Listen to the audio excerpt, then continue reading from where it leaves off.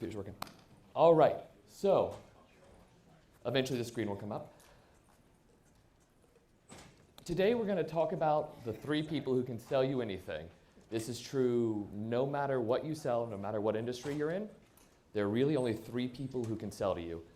But before we do that, I want to lay a couple of ground rules. First, like I just said, this is going to be interactive. This is not a lecture. I am not talking for an hour and a half, and if you make me, I will be very mad at you.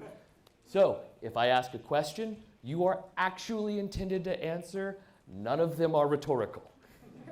Fantastic. 2, because this is a workshop, I'm going to be talking, you're going to be talking.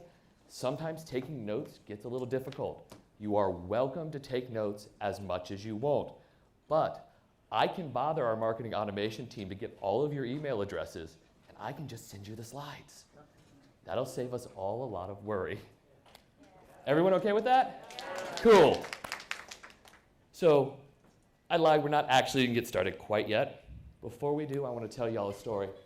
That's my son. His name's Liam. He is the second of my 3 children.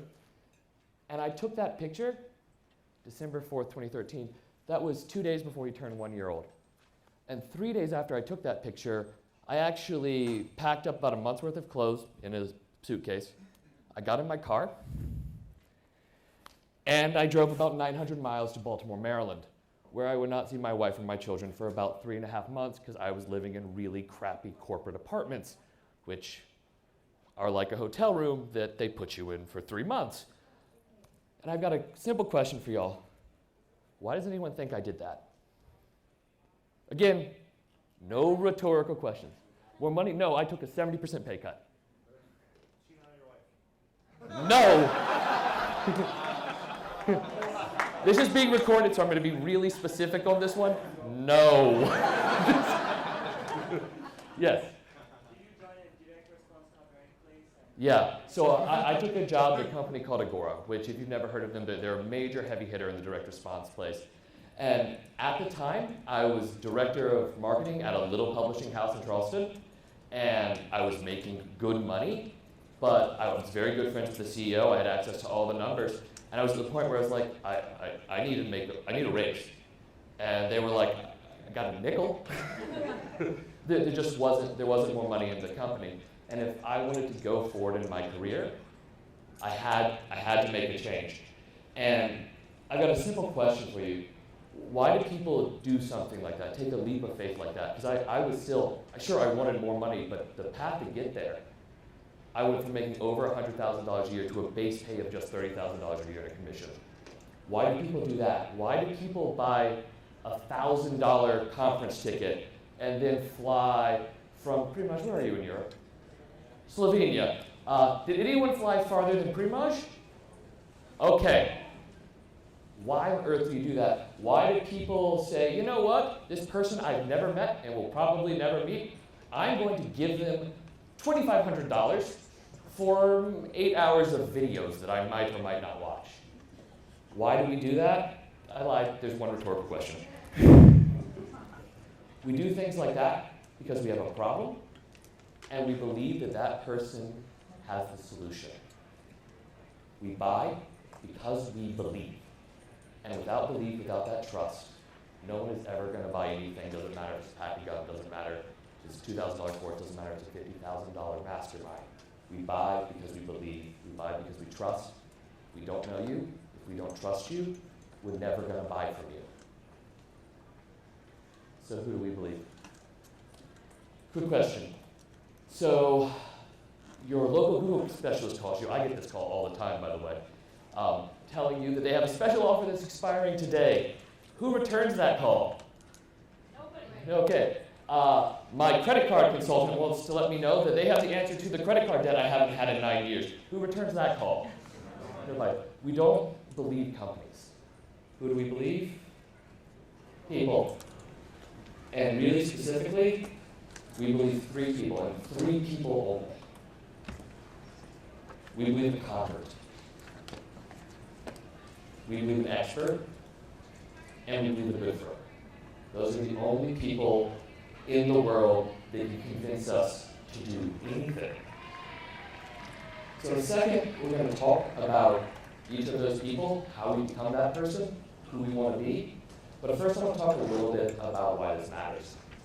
When we're selling our businesses, if you're a copywriter working with a client, it's a person, sure, but it's also a public persona. It's not all of who we are. And if you're trying to write copy saying, this is who I am, means that you can create copy that is consistent and will message fairly easily. And more importantly, when you're hiring a copywriter to work with, you can tell them what you want and what you don't want. Who in here has had to hire a copywriter to work with them? So a bunch of you. How many of you found that a really frustrating process? I bet a huge complaint that a lot of you had was, this just doesn't sound like me. People are going to know this isn't me. Well, of course, when you're working with a copywriter, it's never going to sound perfectly like you. The trick is you want it to sound enough like you. You want to sound like not the you that went to college somewhere, that has a girlfriend, that has a husband, that has kids, that has a social life and friends. That's not really important that it sounds like that person, to be totally honest. What is important is it sounds like your persona, the people that exist in your customer's mind, who they hear talking to them when they read your emails.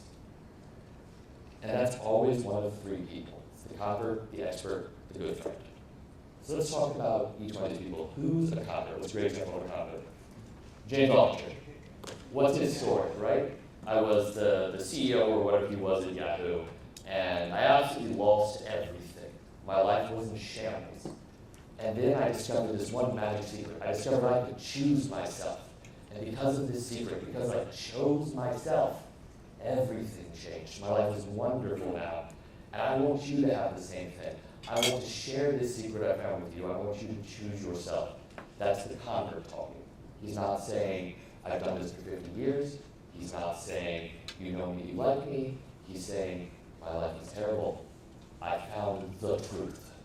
And because I found the truth, my life is good. The truth can make your life good. Let me show you the truth. Converts are great if you're just starting out and you had an amazing personal experience that you're willing to share, because those stories are super powerful. And more importantly, you don't need 100 testimonials.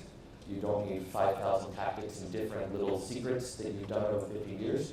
Your one story, your life, can sell everything, proves everything, which is just phenomenal for a beginner. What's hard about taking this persona is it is by far the most intimate. Unless you're a terrible human being who just lied about a massive life experience, you're taking what was probably a deeply personal, deeply painful personal life. Change is always painful, and you're giving it to the world. You're saying, this is me. You're going to judge me, some of you are going to hate me, you're going to call me something terrible, and it's going to be out there. And that can happen to all the personas, but if you've got a thin skin, it happens to the convert the most, go do something else. Then we've got the expert.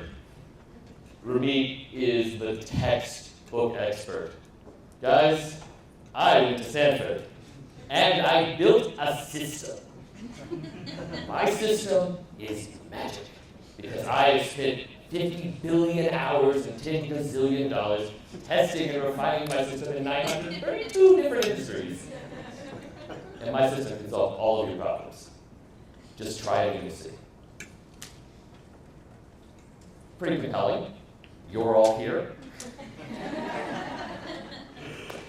And what's great about being an expert is if you're legitimately an expert, if you're in a field where you have an advanced degree, or I was on Oprah, or I was, Ricky Bobby's NASCAR coach, whatever you were, you can leverage that credibility and launch a product very quickly, very believably, and answer a lot of people's objections.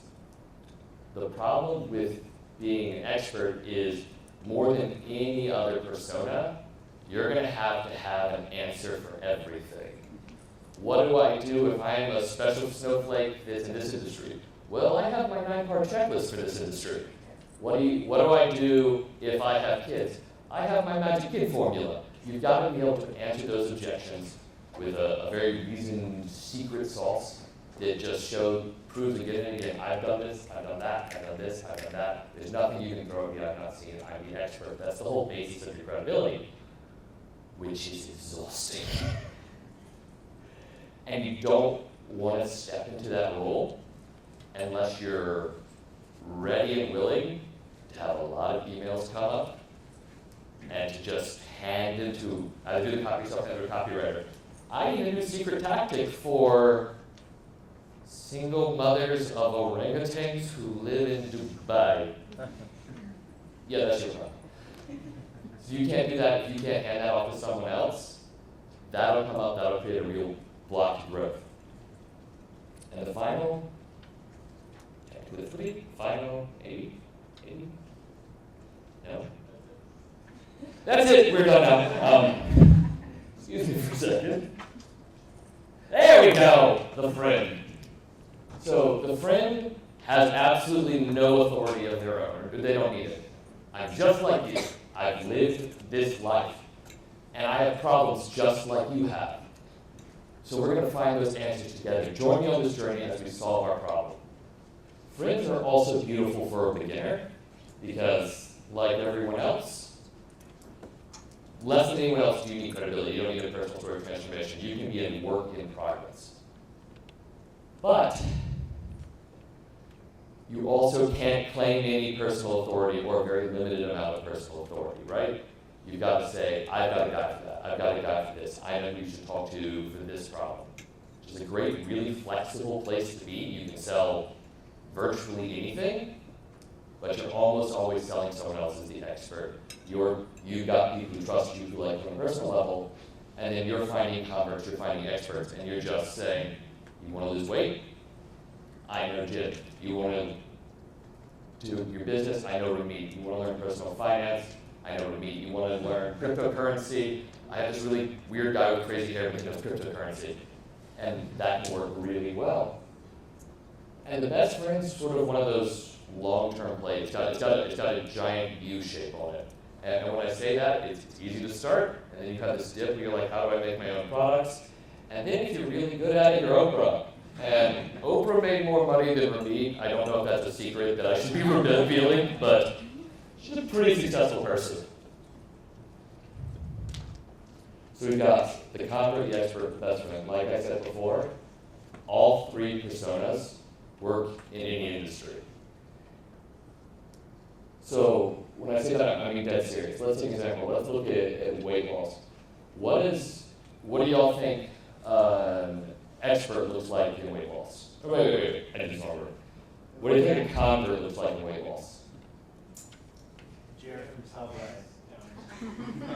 Exactly. I lost. Right. I lost all my body fat and a number of my bones in a terrible accident, and I can show you how to do the same thing. But how about this? Guys, I'm a big guy, right? Well, let's say I've just lost 8 pounds. I've struggled with weight my entire life. It was a burden. It was destroying my relationship with my family. It meant I couldn't run and play with my kids. And one day, my wife had actually baked cookies, and they burned. But they only switched out, and she threw them away. I actually found myself digging into the garbage to get these burned. This is a made-up story. Again, this is being recorded. Very clear on this. This did not happen. But for my persona, I found myself digging them out of the trash, eating them, and it was just, I had this moment that like, oh my God, this is my life now? This is who I've become? And like, I've tried diets before. I yo-yoed, and I went back, and I went up, and then I found this one magic ancient peanut diet. And because I found the magic ancient peanut diet, I finally done it. I've kept the weight off. I'm playing with my kids every day. I'm the coach of their soccer team. It changed my life, and it can change yours too. Now, I said the magic ancient peanut diet, and I bet if one of you was overweight, you still might buy it right now. That's what a convert might look like. How about an expert? What does an expert look like in weight loss? Go for it. Fitness professional. Yeah. What kind of fitness professional? Because you know what? If you're just another personal trainer in my neighborhood, there are a lot of those. Yo. Like I have a 28 abs. Yeah, I got fantastic. Yeah. I'm in shape. What can we even be a greater expert? I have a PhD in nutrition, or Hold the Guinness Book of World Record for pull-ups in 60 seconds. I did more pull-ups in 6 emails ever. Yes, I helped thousands of people. I've helped thousands of people. All other fitness advice is wrong. Human my system. So yeah, that's where you get to, but that doesn't prove you know. But things like, go ahead, we'll do one more. Coach the sports team or something. Yeah, I coach the sports team, you know, and that what's beautiful about the sports team, you can get lucky and you can be like, you know, Britney Spears, she looks good, right? You heard of her? I was her personal trainer. That's great if you were Britney Spears' personal trainer, but there aren't a lot of us that can say that. But we can certainly be, you know, you've never heard of me, but I've coached a mid-league sports team for 30 years. I know more about getting in shape, staying in shape, on the road while you're traveling. You think you travel? Let's talk about baseball players and the crap food they're getting. I can show you how to stay in shape. I can show you how to get in shape. It works. Look at these results. You can be an expert. You can show a deep, deep level of credibility in the field, leveraging what you've done. You've all done something. You don't. It's phenomenal. Again, if you want to do, you know, social media marketing and you happen to be an ex-Facebook employee, mention that. But you don't need to have been one to be an expert. And that's exactly what an expert looks like. That I have credibility, I have all of these clients, I built this system, it's phenomenal. What do y'all think a good friend looks like in weight loss? The saying, I'm overweight, I'm trying to lose weight too, so watch me figure out how to. Right, exactly. I've been overweight, I want to lose weight too. Or you don't have to be necessarily overweight. You know who made the best friend play I think weight loss I've ever seen? Tim Ferriss. Right, with 4 Hour Body, he wasn't overweight at all. But at no point did he claim to be an expert. What did he say? He said, I took this biometric sensor pill to figure out how my body worked. I went and spoke to all the experts. I want to lose 5 to 10 pounds. I want to do 10 more push-ups. And I don't know how to do that. So here's what I'm going to do. I'm going to get on the phone with Arnold Schwarzenegger. I'm going to get on the phone with the guy who was Michael Phelps' swim coach. I'm going to go find all these people for you. And we're going to go on this journey together. We're going to find out exactly what they say. What can the experts tell us? And all you have to do is come with me. Don't you want to come along? Absolutely. Of course we do. If you want to lose 30 pounds, who wouldn't want to do that? And it's, again, you see all of these super effective ways to sell. And really, if you talk about a personal sell, I've never seen one that's not one of these. This consistently works. There are a very limited number of ways you can really connect with someone when you're not one-on-one. One-on-one sales are a little different because you can actually become someone's friend, and that's cheating. Are you saying these are like into these are mutually exclusive, or that you all agree? So there's this saying in direct response: you try to talk to everybody, you talk to nobody. You can absolutely play the friend card later. That sounds terrible. If you set yourself up in one industry, but there's a point of diminished returns, right? Like sure, you want to have a personal relationship with people, but how complicated do you want to make your copy? When have you done your 80-20 work there? If you don't want to be the copywriter and you want to be the CEO of the business, rolling forward. Does that make sense? Yeah, I mean, Tim Ferriss is a perfect example, though, that he was the convert, you know, because he was working so many hours and he figured out, okay, here's how to do a 4-hour work week, right?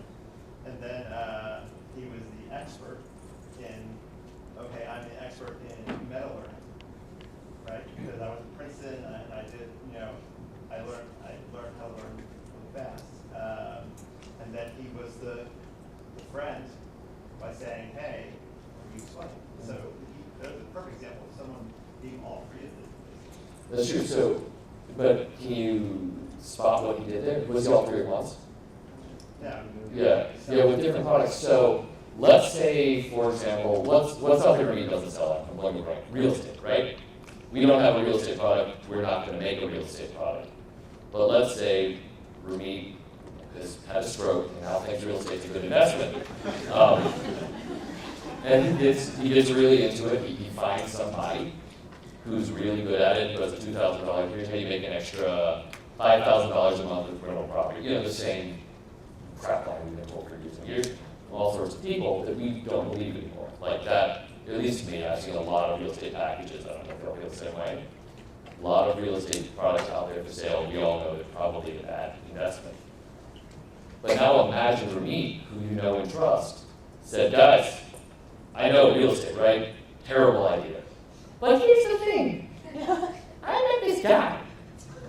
And this guy's got an amazing product.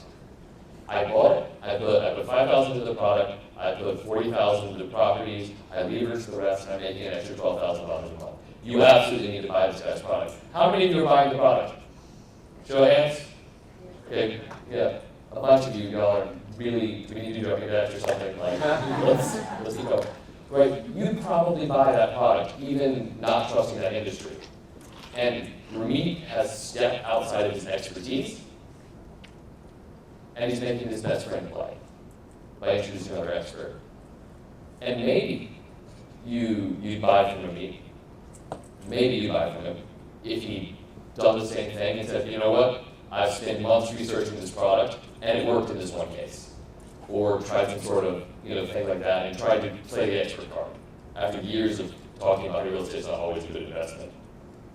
Isn't that what you kind of did with like Yeah, to a certain extent, we did that. We said, hey, we got another trainer.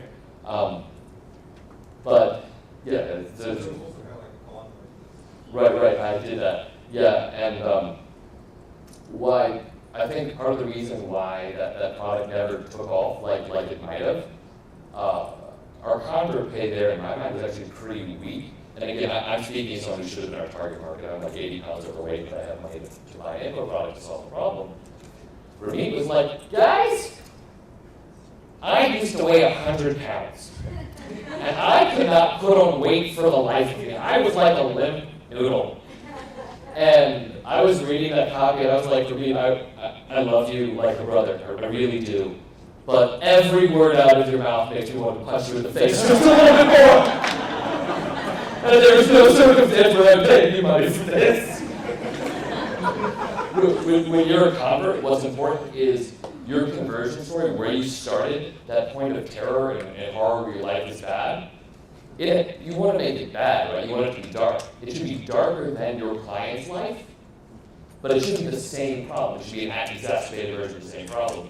If you want to sell me a weight loss product, you don't have a conversion story where, God, I was just 50 pounds underweight. And I mean, I ate cake, I ate cookies, there was pizza, nothing changed it.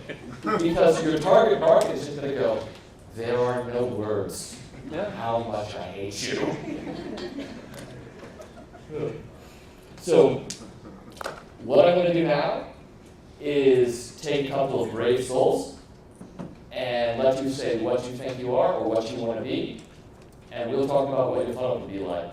Pretty much, I love you, but before I jump into employee, I'm going with someone else unless everyone's terrified of me. Yes, you. Got the mic Yeah, over. the mic, perfect. I'll be running around between tables, so if there's a little bit of space that you can.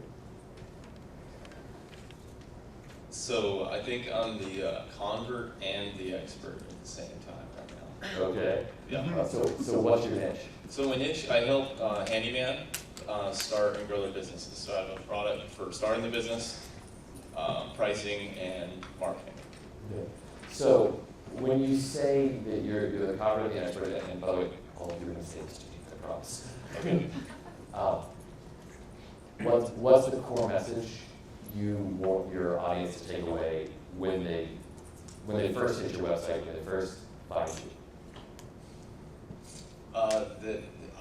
I guess that this is the best resource for growing your handyman business and escaping your job that you hate. Like, this is, I can help you do that, basically, is the message. But as far as like from the convert, I've always kind of pushed the convert friend thing. I don't know, like I started as a friend, and then I went to like my main product where I sell that. Like I tell a story about how I couldn't find any customers. This was a marketing course. I couldn't find any customers. I tried everything I could do.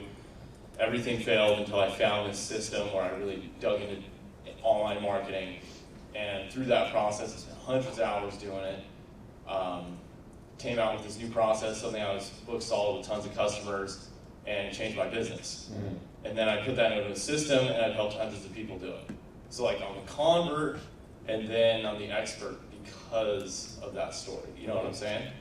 Yeah, sure. So here's a good distinction to make. Okay. Everybody had a problem, right? Like in every scenario, here's the problem, here's the problem, here's the problem. You're all dealing with the same problem. Okay. The question is, it sounds like you're in a place where you can do either, and a lot of times it's not crystallized, perfectly, especially when you're writing a copy to begin with. But who do you want to be if you get like really narrowed down on your perfect customer? Who do they trust? Is your normal handyman a college graduate? Actually, most of the people who buy from, yeah. Awesome. Yeah. And are they like, I left college, couldn't find a job, or are they like, God, I was a lawyer and it just sucked, and now handyman? Yes. Yeah. The second one. The second, wow, Yeah. that was absolutely not what I expected you to say. Well, it's not necessarily a lawyer, but somebody like, I came from mechanical engineering, Right, so I right, share right. that story all the time, and like, so I get a lot of people who did similar Yeah, stuff. so they were at a real point in their life where they didn't like what they were doing, and it was miserable.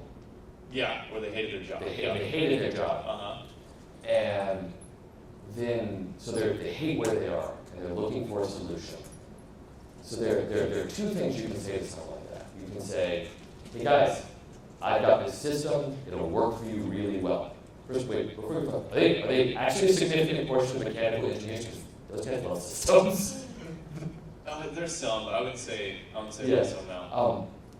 Well, what do you think somebody who's looking for a life change, who's feeling really lost, not like I just want to take it to the next level, but like I'm lost, I'm unhappy, I don't like where I am, I don't know what to do. The expert. You can be an expert there, Yeah.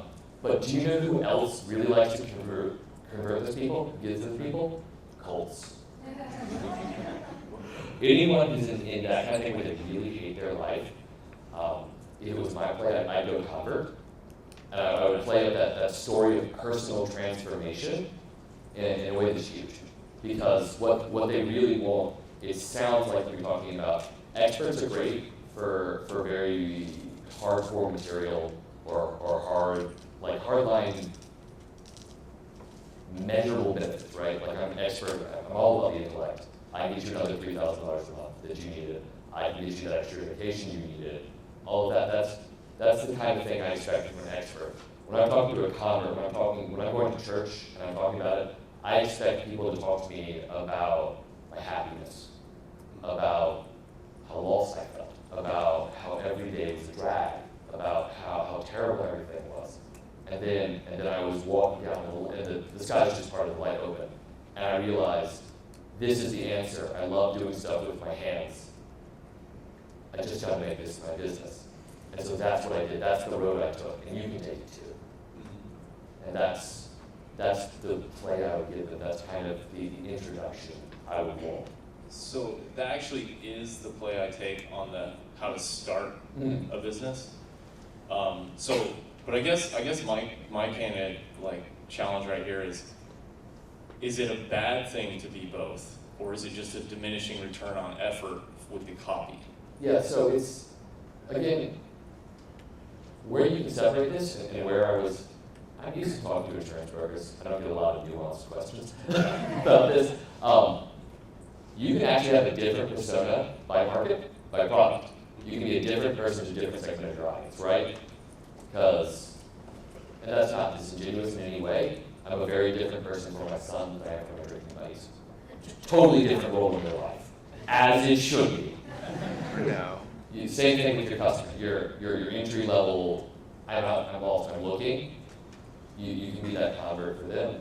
And once they've done it, you can say, look, I've done this, I know a lot. It's more than just this there are more steps beyond this first step if you really want to do it.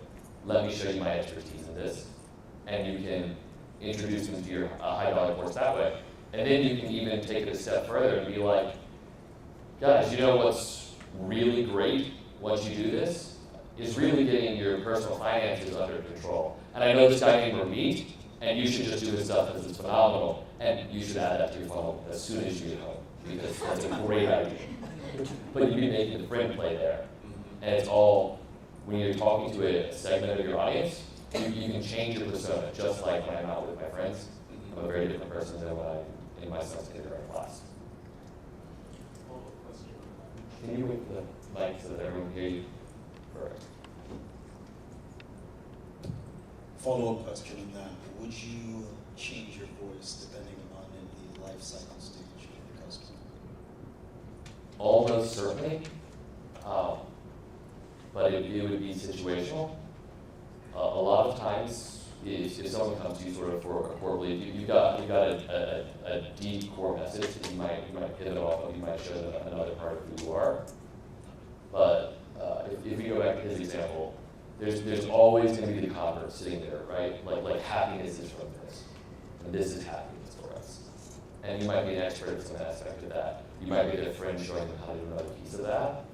But I would never be, you would never totally abandon who they know you are. You want to be consistent. People trust someone who's consistent. And as an example, if you came on as a convert and you were like, it's handyman, that's what you want, that'll make you happy. You can't be a convert twice. You can't be like, you know what, actually I've been doing all this research on real estate, I've developed this amazing system, and from everything I've learned you should do this. No one's gonna buy it, right? So you have a core message, which will always be embedded in that persona at a very deep level, the same way he said, I'm sort of this, I'm sort of that. But when you keep talking, you differentiate it. I'm kind of this for one part of my audience, I'm kind of that for another. But at the core, what I'm telling people is they were unhappy, and so was I. And I found the answer, and now you can be happy too. Cool. Yes, there in the back, because I want to make the volunteer run around as much as possible. Yeah. Am I just Hi there, my name's Gladys, and I have a similar dilemma where I feel like I am convert expert. I'm getting ready to publish my first book, and the Amazing. essence of the book is based on a personal experience that I had.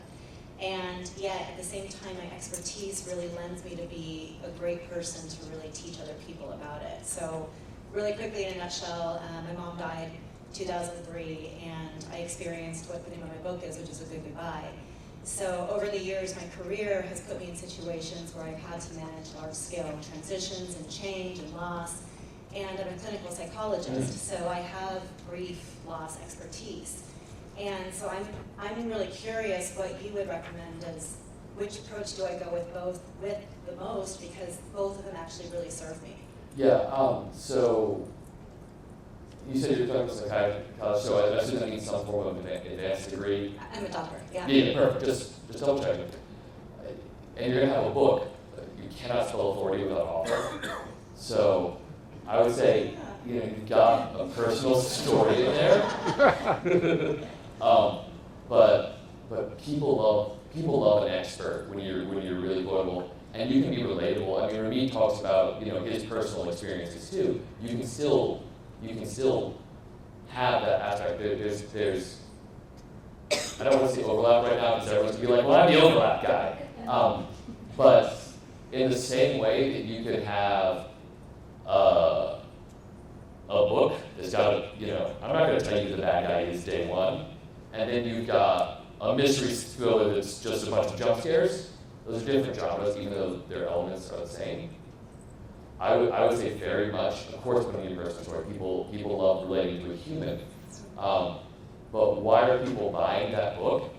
It's not because you had this sudden revelation with your mom, probably, unless you did, and I'm putting words in your mouth, which would be terrible. But I had this personal experience that caused me to have to draw on all these things I knew and develop this system or whatever it was. I hear it, I think, okay. So what I was saying is, if you wanted to be pure convert on that, the fact that you're a clinical psychologist wouldn't matter. I hear you. It's what was it, Breakfast with Maury, where this guy was dying, and I had this amazing, profound experience. and I just realized that this was what was important about life. Got it. That clarifies it. Thank you. He went to the mic so that everyone could hear you. So I'm just kind of realizing that maybe my sales page is a hot mess. So I sell a course on writing proposals to get contracts in the construction industry, architects and engineers and whatnot. All right, and in this sales page, I tell a story about the firm I worked for over a decade ago that we were losing so many proposals that it got to the point where I said to my boss, like, you don't need me, you need someone that's going to go out and sell, you know, because I didn't know how to bring in, I didn't know how to convince anybody to buy our services, right? So I was essentially laid off from that job. Luckily, I was then brought in by another firm, and I got an opportunity to work with some of the best people in the proposal writing business. And you know, I really dug in, had to relearn how to write. And I had to learn about copywriting. I got a chance to speak to guys like Bob Cialdini, and learned a lot about the psychology of persuasion. And I became very, very good at winning proposals. Small firms beating big firms. Sure. Subsequently, the American Institute of Architects took some of the formulas they developed and put it into their architect's handbook. Okay, I'm gonna do it. You just said formulas I developed. Yeah. And you were dropping big names. I would go expert. I mean, you've got. If you wanted to make a convert kind of play with that, where you would be focusing your sale would be about how hard it was when you were laid off, about how there was this moment or this 2 or 3 series of moments when I learned all these things, but I just realized the truth. And then I got to the job, I started my own firm, whatever. And the reason I cut you off is not because of anything, but because listen to how you're talking about it, right? You're talking about your credibility. You're talking about the formulas you developed. You're talking about who's using the formulas you developed. Yeah. Talk about that. That's super compelling. So what you're saying is I should cut out the whole first part about No. So that's like you can have your Batman origin story. That's fine, but what makes Batman a superhero is not the fact his parents were shot. Right? Lots of kids' parents were shot. Terrible human being. But the fact that I'm a terrible human being. I apologize to everyone in this room. There we go. Yeah, better. But after that, he went and trained with the world's greatest monks and detectives, and went and did with those assassin people that lived on a mountain for some reason that had flowers. Not really a comic book guy. But he's like an expert, right? He knows everything about everything. And you narrow down that. You can add that. Here's where what happened. That's why I was forced to become an expert. Let me go on a little further Sure. because it gets a little bit even sloppier, I guess. So in this course, there are things that I would consider myself the expert at, which is writing proposals. But I think you need a little bit more context, especially when after you win or get shortlisted on proposals, I come in for an interview phase. And I wouldn't consider myself the expert in that interview phase. So what I do is I found some very, very successful people in the interview phase, and I have what I call master classes with those people. I also have interviews with procurement people and owners that give you like the inside scoop on how they make decisions and how they, the game that's being played on that side too. So that's why I said my page is like a hot mess, because now I also include the friend aspect because I'm providing these extra areas of expertise that I'm not necessarily an expert in. Right, but that's so. I'm gonna guess if I looked at your page, those probably aren't core to your pitch. They're probably not for the majority. I'm sure there are different cases that are outliers. They're like, yeah, that's exactly what I need. That's why I called. For the majority of your audience, I imagine they're buying because they need the help with the proposal. and all that other stuff is sort of like kicker. Like, and if you're sort of on the fence, Yeah. it's- I'll show you this, I'll show you, right. So all the fence stuff, edge case stuff, fringe customers, that's not your core identity. We just use the word edge case fringe. You know, those aren't who you need to really be focused about. That's not the punch you're leading with. Because, you know, I call one the friend, I call one the expert. That doesn't mean you get to be a dick. You still have to be nice. They still have to like you. But they're trusting you because of your expertise as a proposal writer, as someone who's doing this. And you're actually taking your expertise a step farther and saying, I know what I know. And because I'm really an expert, I know what I don't know. And that's why I got this expert to come in at this stage to hold your hand and take you forward. Because I know so much that I can tell you the exact point where I'm not help anymore. And you should talk to this guy. Yeah. Yeah, that's super compelling. But that's not, Does that hurt though? no, I mean, Ramit admits stuff he doesn't believe all the time, like, right, or what he doesn't know. He'll freely admit, I don't know. He did that a number of times on stage. Does anyone think Ramit knows less because he told us what he didn't know? Again, there are no rhetorical questions. Thank you. Some might argue it makes you more trustworthy. Yeah, when you admit the limits of your knowledge, it makes you trust what you say more.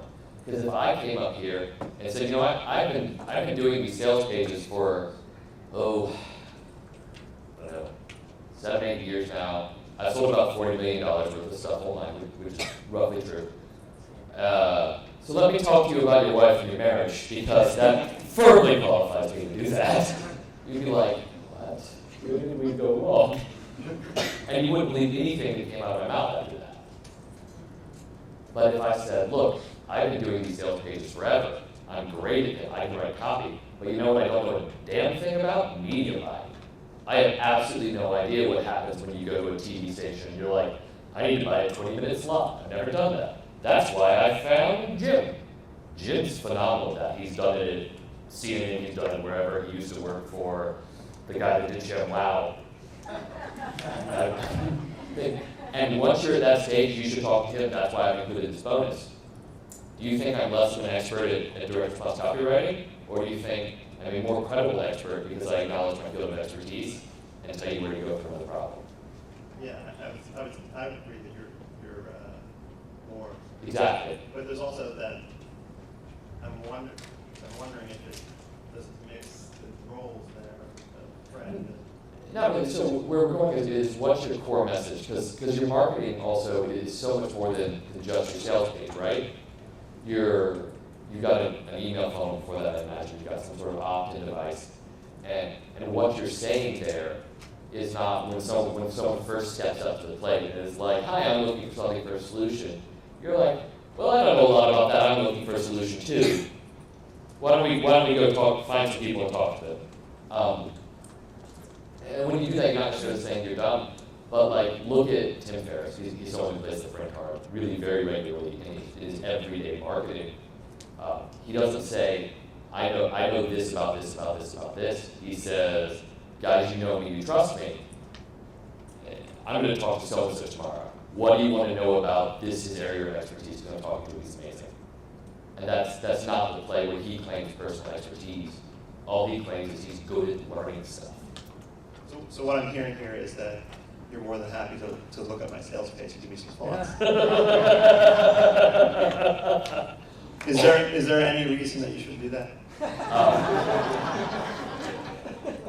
If I publicly tear it down and post it on Growth Lab, maybe.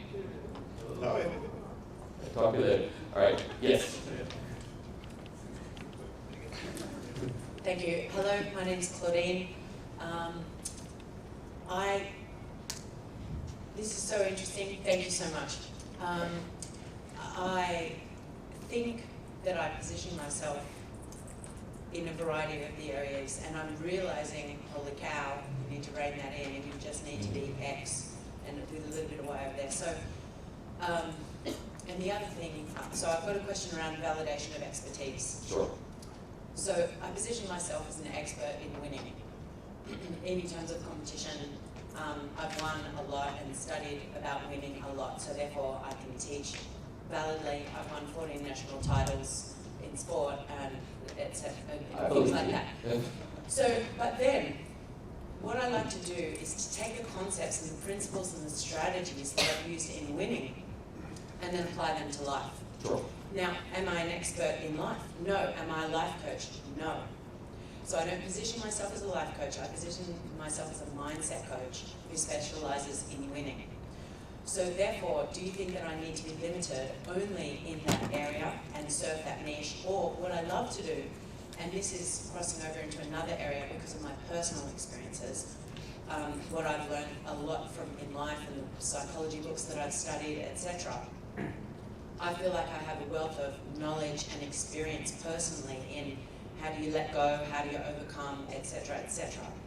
But again, I don't position myself as a life coach. So my question is, I feel like I'm not substantiated in being an expert in other areas. However, those principles can be applied in many other areas. So do you recommend that I quite simply frame my expertise in winning, and then when I've gained that trust, perhaps down the track, I could look at the transference of those principles? Or what do you suggest? So, credibility is both really hard and really easy to establish. And when I say that, it's if you can teach your principles of winning to 6 people, and they use them not just to win in sport, but to lose weight, to get a promotion, to improve their relationship, to whatever else. Just proved it. It worked. Look at these 6 people. And you can do that. It's your expertise at winning has created this system that allows you to win not just in sports, but in life itself. And all that. That sounds like a super compelling thing. I mean, and then your expertise is proven it that you won, 14 national titles, I think you said. I would make an argument that you can't do that simply on athletic talent. I don't have a lot of athletic talent, but that seems probable. So no, I think you could easily use your expertise somewhere else. The trick is whenever you're playing the expert, what the expert almost never says is, so just trust me. It's emotional, and so you just trust me. When I'm a convert, this changed my life, and trust me, it will change yours. When I have a friend, literally my only play is, look, you trust me, and this is my guy. When you're the expert, you don't ask for trust. You say, you don't need to trust me. Trust this. Trust the results. Look at them. They're amazing. Yeah, perfect. I love it. Thank you so much. No problem. Yes, there. Go Ben. I got a fan club. Well, my question is a little different because my situation is a little bit different. My company has invested in a social media personality, a fitness guy who can do more pull-ups than Batman on his best day. So we are helping him create content and courses to sell the fitness niche. So I'm basically like you, like I have to be him writing. I'm doing the copy like you do for Ramit. So my question to you is, what advice do you have for me trying to be his persona, and what sort of things work with you and Ramit? It's a great question. The first thing to remember when you're working with someone is you gotta get them in the mindset that it's a persona, that it's not them. Because where Ramit and I will butt heads is there'll be some email we write that's part of a funnel, and he's like, yeah, but that's not a turn of phrase I would use, or that story, it's true, but it wasn't really important to me. And I'm like, doesn't matter. I mean, who cares? They don't. We're just illustrating a point that's convenient right now. Or, this is a good sales page, but it's not the one I would have written. I don't care. It's a good sales page. Great, let's move. You gotta separate what he would say as a person, the exact perfect thing he would say, to something that's still true. I want to be really good about talking about lying to you. If he's got a piece of, this is how you do a pull-up, and if you say something else is wrong, that's one thing. But I really don't like baking that much, so I wouldn't talk about a bacon sandwich. You gotta get him in a place where he's okay to roll with that, where he knows that this is not really him as a character in the same way that Oprah projects a character, that every celebrity on earth projects a character, that the Taylor Swift you see on TV is not really the Taylor Swift. This is real friends, how do you get some of the stories? So I've recently become really fascinated with the concept of storytelling, but I haven't known this guy that long. So, I mean, do you and Reed just have some beers and like Kid some drunk, stories yeah, over that me? works really well. So walk us through the, I think we've asked this, like, you walk us through the process, when you sit down with Reed and they tell you stories, how do you do that? Yeah, so with for me, I had the advantage that when I started, there were years of stories that there were sort of threads I could pull. When you're working with someone who doesn't have that, you're very much an interviewer. You're sort of an explorer. So tell me, what about this product makes you excited? And then, they'll say something really, really trite off the cuff. Oh, they'll say to people that, well, whose life has it changed? What has it done in your life? Has it helped your family? What was that like? And you gotta keep pulling and exploring those threads.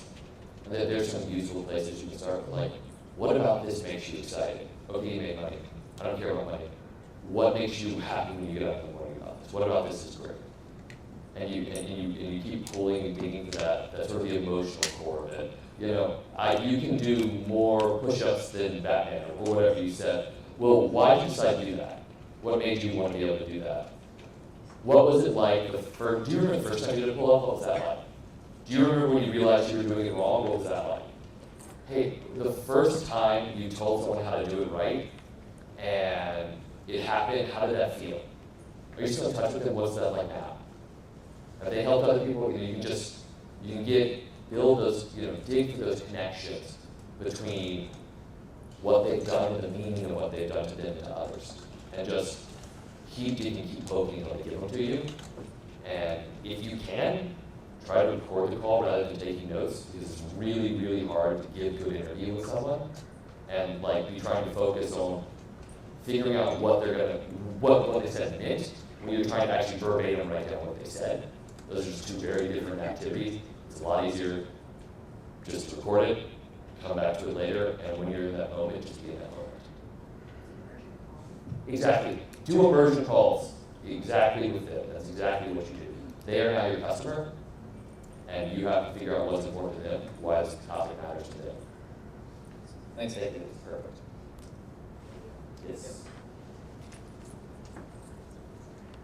Hey, my name's Leif. We met briefly earlier.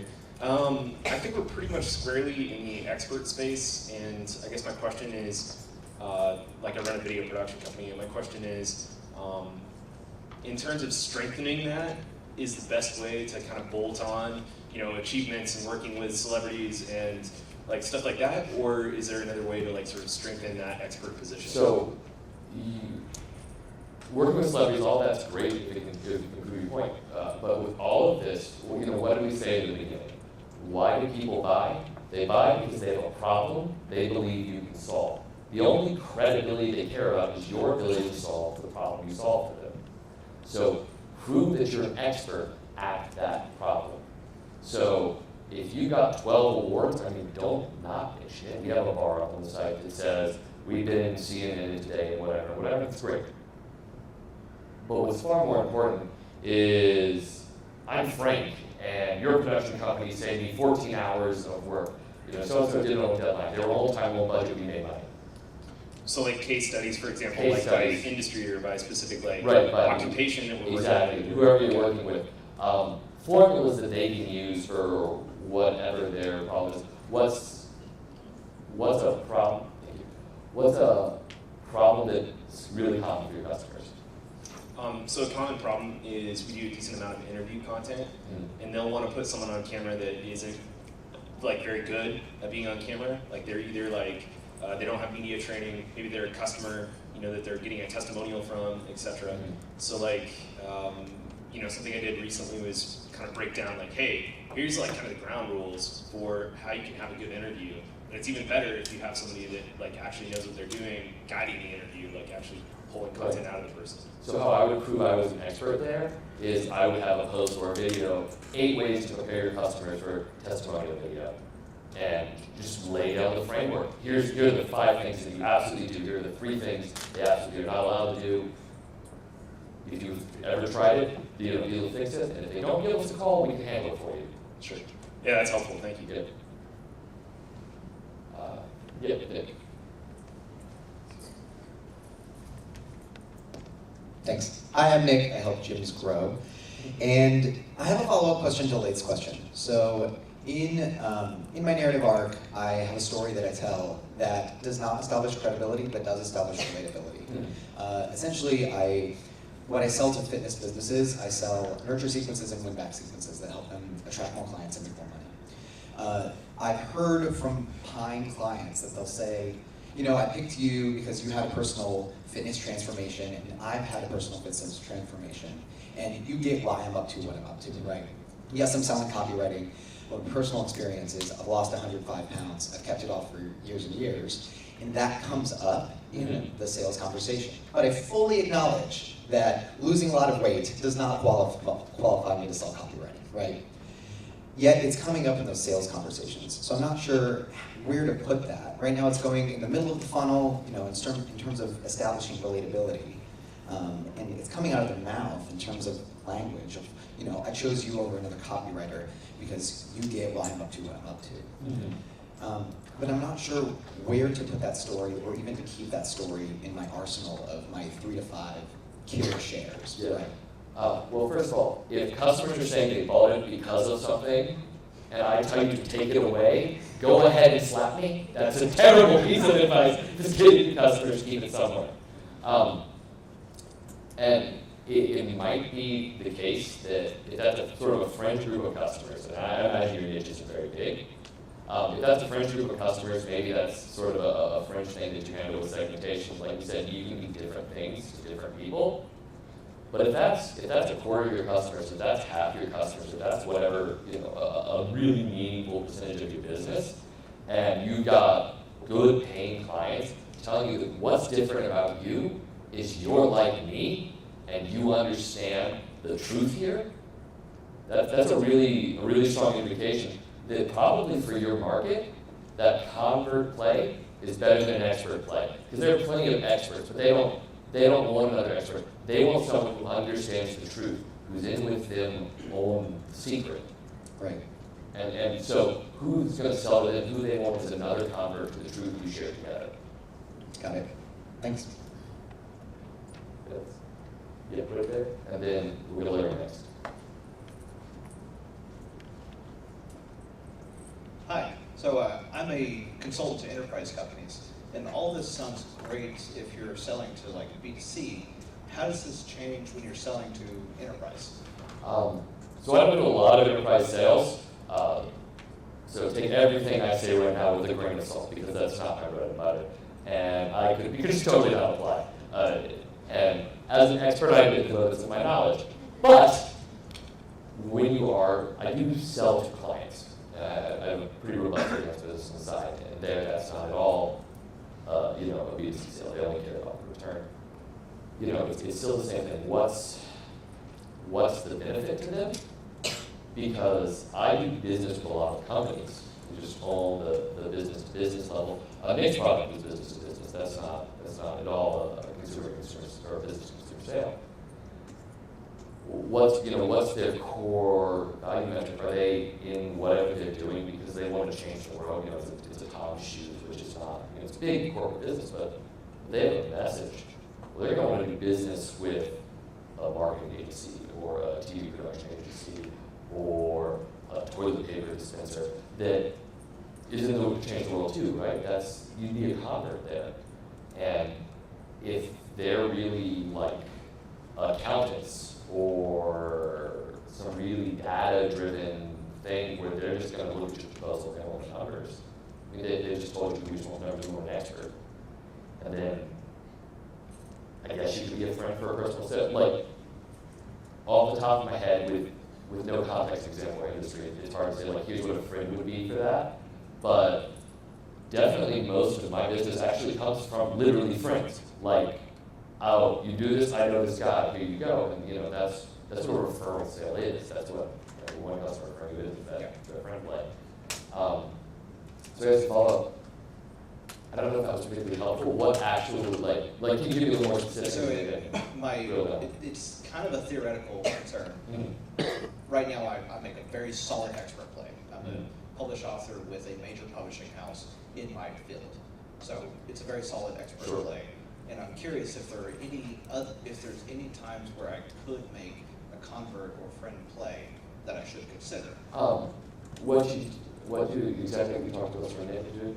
Maybe if you're dealing with a different segment of your market. So you're an expert, that's who you are, that's what's getting you your bread and butter right now.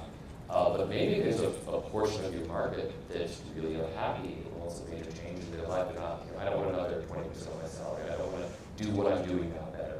I don't know what I want. I just know that I'm lost. And you could have something that goes to them as a small group, as a friend group, where you say, look, I know exactly where you're coming from. That's where I was. And here's the truth. The change is all for me.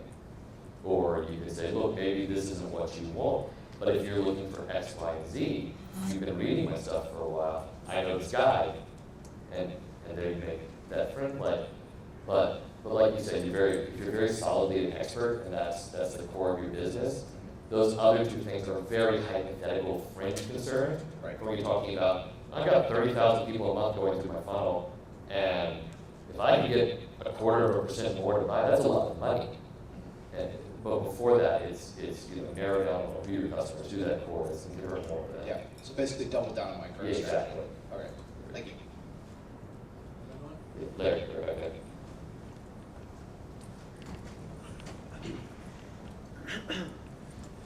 Hi, I'm Larry. We met getting salad. So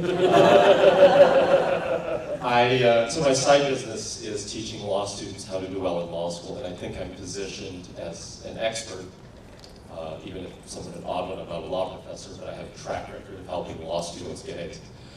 I don't know that I have a question. I noticed that I position myself as an expert, but I'll occasionally write kind of technical advice related stuff, not about exams, but like what it's like being the son of immigrants and being the first one in my family to go to law school. And that seems to resonate with a lot of my students, a lot of my buyers, just by checking surnames, seem also to be the children of immigrants. So there's that. I think there's another segment I'm interested in, and there might be some conflict in trying to market to them both. I mean, specifically, some of my copy will say, I think that the type of student I've been marketing to is that kind of second generation immigrant. And there's this kind of stuff like, don't you want to make your parents proud? Oh, and by the way, my daddy didn't give me $10,000 to study with the tutor. Pause, and I think the other segment, like, does your daddy have $10,000 to give you? If so, the price just doubled.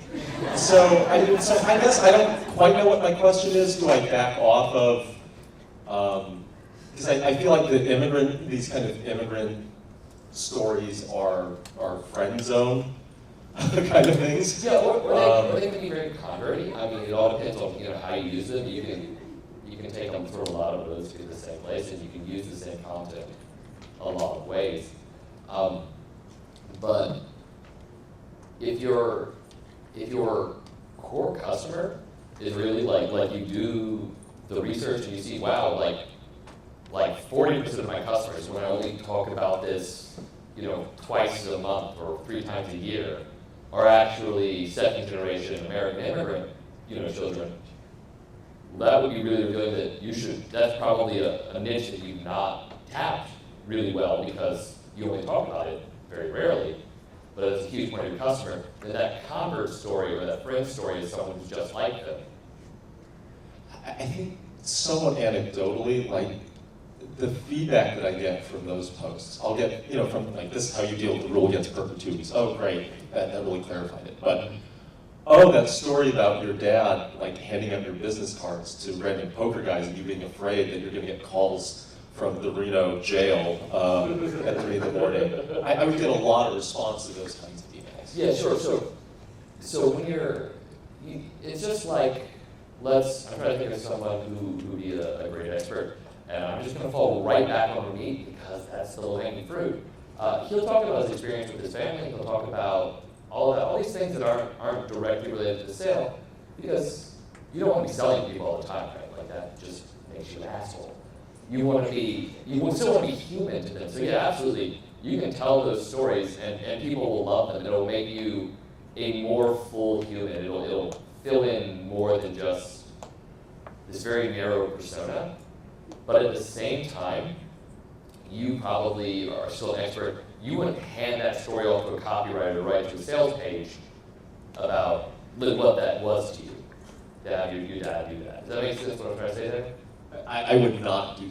Would I you? disagree. I said, yeah, would you? I mean, I don't think you would. No, no. Right, your sales page is still look at what the things I did, look at the results I got to the people. So when you're in that moment of the sale, when you're talking about really going from this is engagement content, these are things to build a relationship, to expand my relationship, to be more full. I mean, Nick has some stuff that was, he's still, if he's a convert, he's still going to establish some expertise right in his funnel. But if he's in that moment of the sale, he's going to talk about that mutual relationship, that mutual experience they had, because he's that convert. In the moment of the sale, before that, in the build-up, when you're just sending that engagement material or that funnel that's a week and a half before you really drop your product, you can still say, here's the experience I had, here's who I am as a human being, more than just this narrow slice of my persona. And people will love that if they like you, because it's this peek behind the curtain. But still, when we get to the sales page, you're not going, we're just these fluffy, feely friends, aren't we? And we have our dads that play poker together, and that's why we're buying this. You're going, no, you have this problem. I have this system. It's phenomenal. It's proven to work. Click here to use it. Okay. Cool. That's it right in front.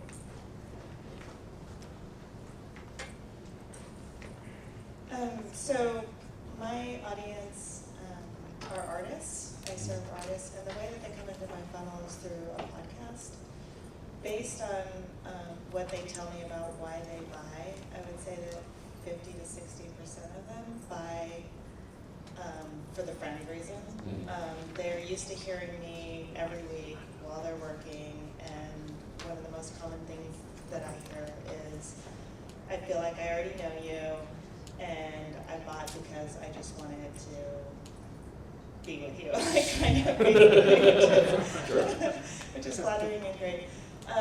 But I guess my question is there a transition from friend to expert? Because if I'm too much of their friend, you know what I mean? Like, so I'm going from a person that they listen to all the time and that they really like, and I'm interviewing other people, so I'm giving them access to these other artists that are hard to get to, and then I come in with my products. I'm like, okay, I'm gonna tell you how to do this. Right. So you can absolutely try to make that transition, but it's a hard transition to make. To go from I just like you a lot and I buy you a beer to here's my business, like trust me, you're in court.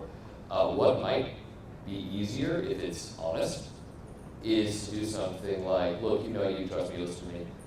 I've talked to hundreds of successful artists across the world, and what I've discovered is there are these 5 things that matter. This. I did them personally, and here's what it did for me. And these other people have used these 5 things I discovered from all these experts. Here's what it did for them. You need these 5 things. Here's the system we created from the experts. Click here, buy. Okay, so but in terms of writing a sales page, for example, and trying to figure out, so they're coming, a lot of them are coming in it as, like, oh my gosh, she's doing something, let me see what she's doing. And they're definitely buying, and it's this one that I'm doing now it's a $1,500 one, so it's not like a small amount of money, Sure. and they're willing to pay in full. So I don't understand why you're talking to me. It seems like you got each other.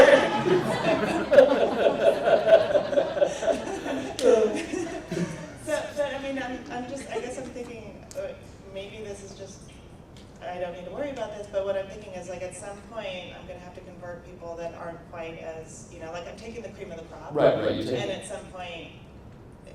Yeah, I would worry about, like, the not cream of the crop when you can't get more of the cream in.